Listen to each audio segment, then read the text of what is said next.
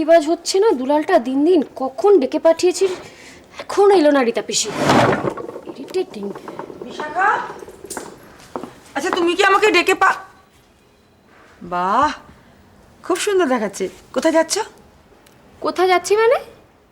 আপনি আমার সঙ্গে যাচ্ছেন আমি যতদূর জানি, সুখময় উকিলের কাছে। আমি এক্ষুনি? আমি তোমায় বলেছিলাম নাকি যে আমি যাব? ন্যাকামো করছেন?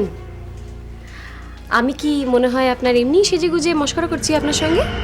আপনি বলেছিলেন আমার সঙ্গে যাবেন, সেই জন্যই আমি রেডি হয়ে আছি। আপনি রেডি তো, নাকি আপনি ভুলে গেছেন?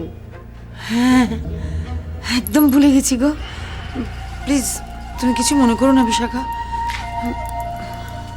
মনে করার কিছু নেই। ভুলে গেছেন ঠিক আছে, এখন তো আপনি যাচ্ছেন, যান রেডি হয়ে নিন। এক্ষুনি? না, এখন কি করে যাবো? আমি তো যেতে পারবো না এখন। ওই সুজিত বলছিল কোথায় যেন যাবে আমাকে নিয়ে, সেই জন্য। তুমি অন্য কোনো দিন অ্যাপয়েন্টমেন্টটা করো না গো। অ্যাপয়েন্টমেন্টটা তো আপনাকে জিজ্ঞেস করেই ফিক্স করা হয়েছিল। বেছে বেছে আজকেই আপনার কাজ পড়ে গেল। আমার নয় কাজটা, কাজটা সুজিতের, আর খুব ইম্পর্টেন্ট কাজ। মানে সুজিত বলছিল যে আজকেই যেতে হবে। আর তাছাড়া তুমি যে কারণে সুকুমার বাবুর কাছে যাচ্ছ, তার জন্য যাওয়ার কোনো দরকার নেই। মানে দানপত্রে আমার নাম ইনক্লুড করার দরকার আছে কি নেই সেটা আপনি ডিসাইড করবেন নাকি? দেখুন রীতা পিসি, আমার সঙ্গে খেলার চেষ্টা করবেন না, হ্যাঁ? আপনি জানেন আপনার প্রাণভোমরা আমার হাতে, আর লোকাল থানার নাম্বারটাও তো আমার মোবাইলেই আছে। এই দেখো, আরে তুমি এমন একটা কথা বলো না। আমি তোমার সঙ্গে খেলবো কেন? সুজিতই তো বলছিল যে শুধু দানপত্রে নাকি বাড়ি বিক্রি হয় না, সঙ্গে দলিলটাও চাই। ওই সব প্রমোটার ওই একই কথা বলছে, কিন্তু কি করে যে দলিলটা পাওয়া যাবে সেই চিন্তায় তো সুজিতের ঘুমই হচ্ছে না।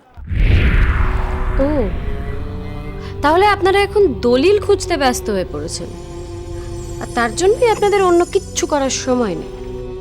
আরে না না, তা কেন?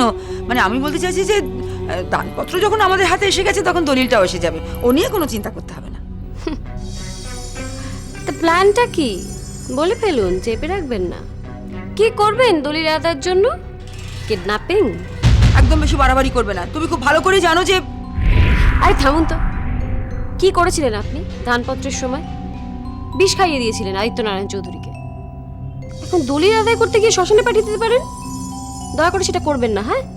যদি সেটা করেন তাহলে বাড়ি বিক্রির স্বপ্নটা স্বপ্নই থেকে যাবে, এটা মনে রাখবেন।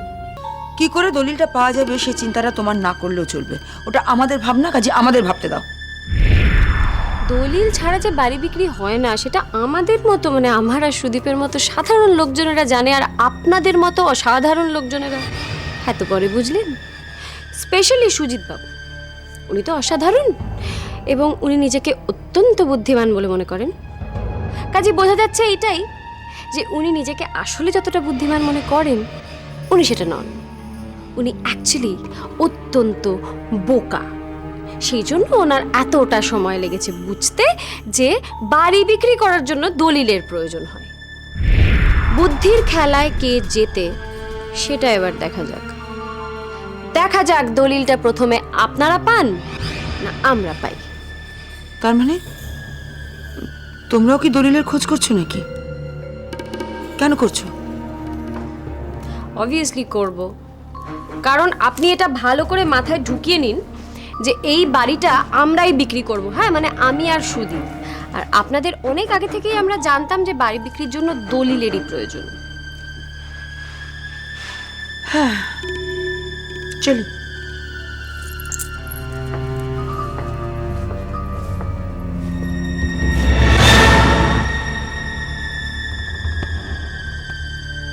বিশাখা বলেটা কি?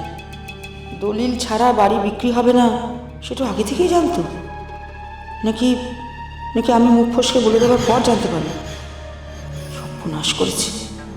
সুজিত জানতে পারলে তো আমার ধর্মুন্ড আলাদা করে দেবে একদম। কি হবে এখন?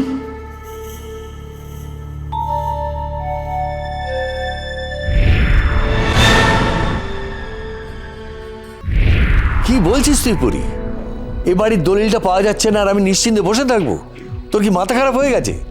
যতক্ষণ না দলিলটা পাওয়া যাচ্ছে ততক্ষণ আমার শান্তি নেই। দেখো দাদু, তুমি মনে হয় ভুলে যাচ্ছ, আমি কিন্তু আসলে একটা উকিল। যতদিন না বাড়ির দলিল পাওয়া যায় ততদিন আমাদের জন্যই মঙ্গল, কেননা দলিল না পাওয়া গেলে বাড়ি বিক্রি করা যাবে না। কি সব বাজে বাজে কথা বলছিস বলতো? কিসের মঙ্গল? আমি জানি না দাদু যে সুজিত তোমার কি এমন ঘটনা জানে যাতে তুমি সুজিতকে একটু ভয় পেয়েই চলো। তবে একটা কথা আমি জানি যে এই দলিলটা যদি তোমার হাতে আসে তাহলে তখনই সুজিতের হাতে চলে যাবে। সেই জন্য যতদিন না দলিলটা পাওয়া যায় ততদিনই ভালো। আমি সুজিতকে ভয় পাবো কেন? এসব মন গড়া কথা আমাকে বলিস না। তবে সুজিত আমাকে 3 দিন সময় দিয়ে গেছে, হয়তো এখনই আসবে দলিলটা নিতে। তখন যে ওকে আমি কি বলি? কেন সোজা মুখের ওপর বলে দেবে যে তুমি ওকে দলিল দেবে না? এই তো এক্ষুনি তুমি আমায় বললে যে তুমি ওকে ভয় পাও না। না, আমি সেদিন ওকে বলেছিলাম যে ওটা ব্যাংকের লকারে আছে, কিন্তু এখন যদি বলি যে ওটা পাওয়া যাচ্ছে না তাহলে তো। তুমি একটা কাজ করো, তুমি সুজিতকে বলো যে লকারের যে ছোট্ট চাবিটা সেটা হারিয়ে গেছে। ঘর এদিক ওদিক হয়েছে, এত জিনিসপত্র এ ঘর থেকে ও ঘরে গেছে, একটা ছোট চাবি তো হারিয়ে যেতেই পারে। আরে ওসব সুজিত বুঝবে না, বলবে ব্যাংকে গিয়ে অন্য চাবির ব্যবস্থা করতে। তখন তো আমি মিথ্যাবাদী হয়ে যাব। সব কিছু ব্যবস্থা করার জন্য না একটু সময় দরকার, সেই সময়টা তো দিতেই হবে। তবে একটা কথা ঠিক, যতদিন না দলিল হাতে পাও ততদিনই ভালো। দলিল যদি ওদের হাতে চলে যায় তাহলে কিন্তু আমরা চৌধুরী বাড়ি বাঁচাতে পারবো না, বাড়িটা বিক্রি করে দেবে। তাহলে কি করা যায়? এ তো অন্য ঝামেলায় পড়ে গেলাম। ওরা যদি তোদের উপর আরো অত্যাচার করে তখন? সেটার আনসার ওই দলিলটা। তুমি পরিষ্কার ওদেরকে বলে দাও যে যদি ওরা আমাদের উপর অত্যাচার করে, আমাদেরকে দিয়ে যদি এরকম খাটায়, তাহলে তুমি দলিল ওদের হাতে দেবে না। দেখো দাদু, প্রথমে একটু হম্বিতম্বি করবে, কিন্তু ঠিক একদম স্ট্রেট পথে থাকবে। তুই যেভাবে বলছিস ব্যাপারটা কি অত সহজে হবে? কি জানি বাবা। আমি যা বলছি দাদু ঠিক তাই হবে।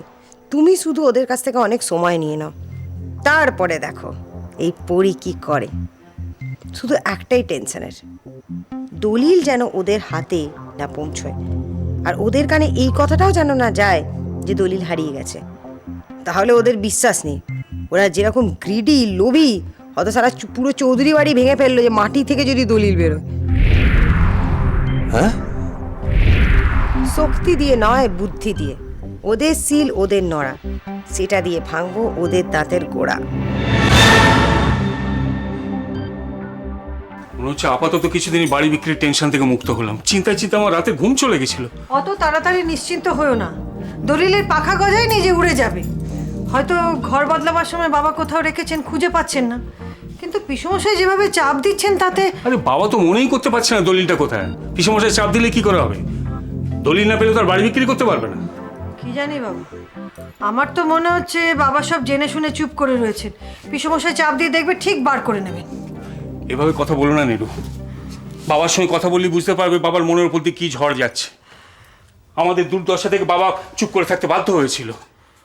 এত শখের নিজের বাড়ি বাবা কোনো অবস্থাতেই বিক্রি করতে পারেনি, আর আজ কি একটা জোর চুরি করে সেই বাড়ি নিয়ে নেবে? বাবার পক্ষে এটা মেনে নেওয়া কতটা কষ্টকর তুমি বুঝতে পারছো? আমি সব বুঝতে পারছি, কিন্তু মনকে মানাতে পারছি না। আশ্রয় হারাবার ভয়ে আমি তো পাগল পাগল হয়ে যাচ্ছি। আরে দূর বাবা, আশ্রয় হারানো আশ্রয় হারানো কিসের আশ্রয় হারানো?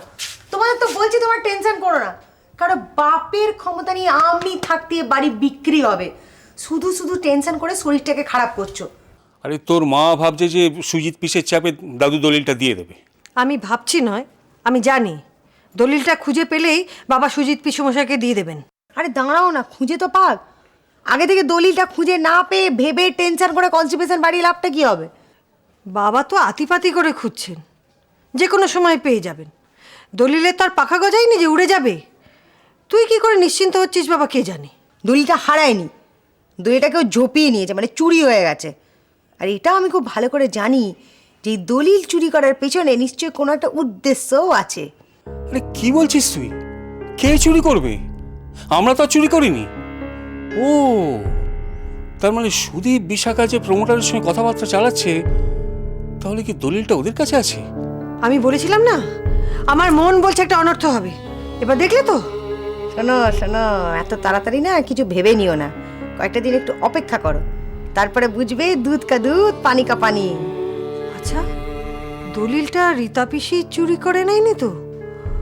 ওরই তো জানার কথা যে শুধুমাত্র দানপত্র দিয়ে বাড়ি বিক্রি করা যায় না। হ্যাঁ, তা হতে পারে, আবার সুদীপ বিশাখাও হতে পারে। উফ, এ তো আরেক টেনশনে পড়ে গেলাম। ভাবলাম দলিলটা পাওয়া যাচ্ছে না, যাক বাড়ি বিক্রি বন্ধ হলো। এখন তো দেখছি এখন শত্রু শিবিরে যা অবস্থা না, কেউ কাউকে বিশ্বাস করছে না, একে অপরকে সবসময় চুলি করছে এবং অবিশ্বাস করছে। এদের চারজনের মধ্যে যদি দলিলটা কারো হাতে থাকে, এত সহজে সেই দলিল কিন্তু বেরোবে না। তবে আমার মনে হয় দলিলটা ওদের কারোর কাছে নেই। তাহলে কার কাছে আছে? দলিল বাবার কাছে থাকতে পারে, আমার কাছে থাকতে পারে, মায়ের কাছে থাকতে পারে, এছাড়া আরো অনেকের কাছে থাকতে পারে। এখন সবাই মিলে দলিলটা খোঁজা হোক, আর আমি আমার মাথা দিয়ে ছকটা ভালো করে সাজাই। তোমরা দলিল খোঁজো, আমি চক সাজাই, তারপরে দেখা যাক কি হয়।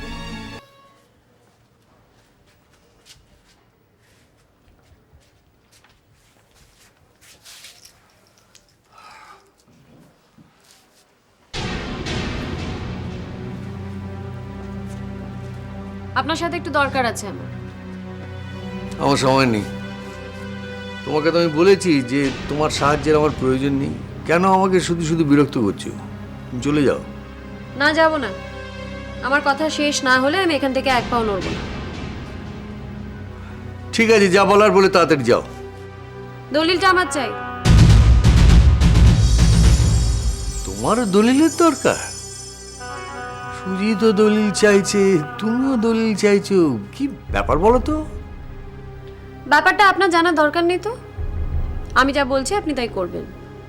সুজিত বাবুর হাতে দলিলটা দেবেন না, ওটা সরাসরি আমার হাতে দেবেন। মানেটা বোঝা গেছে? হ্যাঁ, সেদিন আমার পাশে দাঁড়াবার প্রতিশ্রুতি দিয়ে কত কাকুতি মিনতি করেছিলে, আর আজকে নিজ মূর্তি ধারণ করে দলিল চাইতে এসেছো। এসব বাজে কথা শোনার সময় আমার নেই। এখন যদি আপনি দলিলটা না বার করতে পারেন, বলুন কখন পারবেন, কখন আপনার সময় হবে, আমি সেই সময় চলে আসব। দলিলটা আমার চাই। বিশাখা,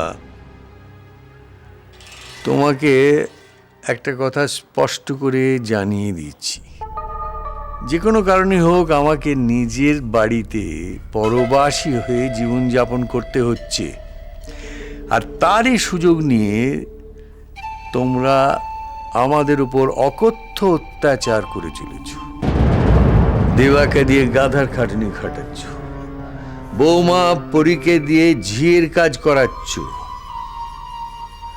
সাবিত্রীর ব্রতর দিনে তার মুখে আমিষ গুঁজে দিচ্ছ, আমাকে চোর বলছো, এমনকি ওই বাচ্চা ছেলে বান্টিটাকে দিয়ে জুতো পরিষ্কার করার মতন ইত্রমি করছো তোমরা। কিন্তু আর নয়, এবার তোমাদের থামতে হবে। আমি বেশ বুঝতে পারছি যে এইসব অত্যাচার অপমানের থেকে মুক্তির চাবিকাঠিটা হলো ওই দলিল। সেই জন্য আমি এই মুহূর্ত থেকে মনস্থির করলাম,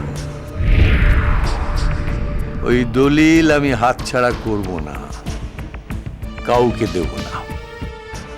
শুধু শুধু আমার সঙ্গে শত্রুতা করছেন কেন বলুন তো? এটা করে তো আপনি নিজের বিপদ বাড়াচ্ছেন। দলিলটা ভালোই ভালোই আমার হাতে দিয়ে দিন, তাহলে আমি অন্তত ভেবে দেখতে পারি এই বাড়ির প্রত্যেকে যাতে একটু থাকার জায়গা পায় এখানে। তুমি বোধহয় আমার কথাটা ঠিক বুঝতে পারোনি। শত অপমান, শত লাঞ্ছনা, শত দুঃখ, শত কষ্ট সত্ত্বেও বাড়ির দলিল আমি তোমাদের কাউকে দেব না। তোমার যা ইচ্ছে তুমি করতে পারো, এখন যাও, আমি বিশ্রাম করব। বেশ, আজকের রাতটা বিশ্রাম করে নিন। জানি না তো আর সুযোগ পাবেন কিনা, বা হয়তো চির বিশ্রামই নিতে হবে। Good night.